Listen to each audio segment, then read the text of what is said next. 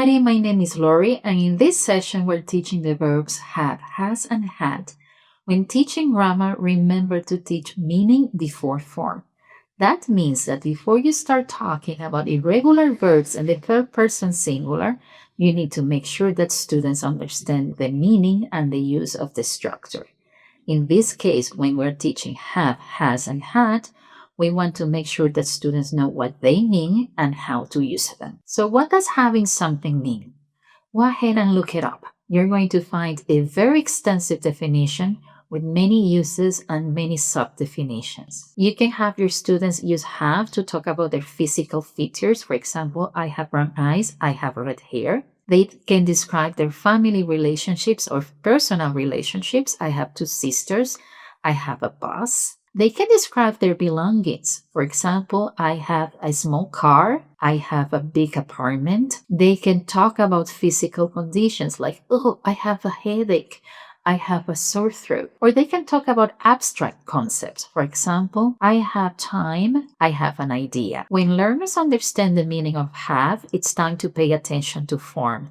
And there are two things that we want our students to remember. We want them to understand that have is an irregular verb with an irregular present form, has, and an irregular past form, had. We can use concept checking questions to make sure that students understand the difference. For example, you could ask, which is correct? I has a car or I have a car. You could also have your students identify errors in sentences. If I say, she have a car, can my students find the mistake? The second thing we want our students to understand is that have is followed by a noun or a noun phrase.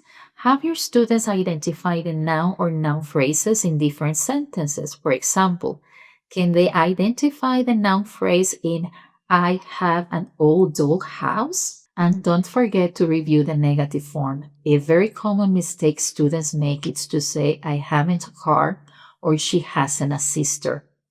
Take the time to review the negative auxiliaries don't and doesn't.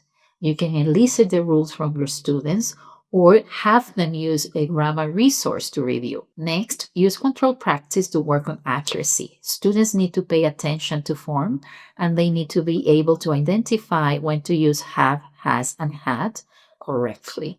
There are many different kinds of exercises that you can do. You can have your students choose the correct option, fill in blanks to complete sentences, find error in sentences, or maybe do matching exercises. Use free practice for fluency.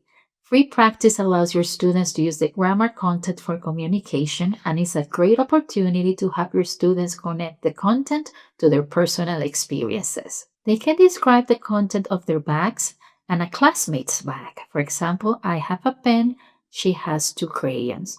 Or they can talk about their bag today and their bag yesterday. For example, today I have a notebook and yesterday I had 2 notebooks and a book. They can also describe their physical appearance and their family's physical appearance. For example, I have brown eyes, but my mom has blue eyes. Some of your students might struggle with the correct pronunciation of have, has, and had. So you need to be intentional about teaching pronunciation. For some of them, the H sound, the voicelet glottal fricative, might be a challenge, but for some others, the V sound, the voice labiodental fricative, might be difficult. Help your students understand where and how these sounds are produced.